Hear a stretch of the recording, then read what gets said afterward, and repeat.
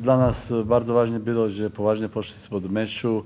Troszeczkę słabiej było pierwszych parę minut, a później myślę, że zagraliśmy bardzo dobrze w obronie. Dobrze też kontrolowaliśmy tablicę oprócz parę minut w trzeciej kwarcie.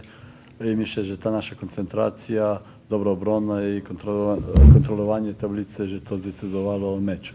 Nasze kluczowe rzeczy przed meczem było, żeby po prostu zostawiać, tak jak trener mówił, i żeby zacząć agresywnie w obronie. Myślę, że przez 40 minut bardzo agresywnie byliśmy w obronie, dużo przechwytów, dużo po prostu defleksji, piłki, tak samo bloki i zdobyliśmy łatwe punkty przez to.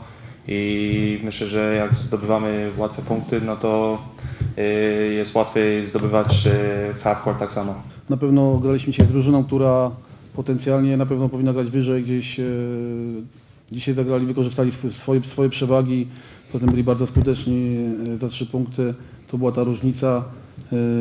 Mieliśmy dzisiaj też problemy pod tablicami, rzadko przegrywamy tablicę, ale dzisiaj przewaga wzrostu Koszalina była bardzo wyraźna i to też było widać. Zresztą mają 8 bloków, a my 0, także tutaj też jest dla nas był bardzo duży problem, żeby spod kosza te punkty zdobywać, także ja nie mam dzisiaj do zawodników jakichś większych pretensji, na pewno chcieli walczyć.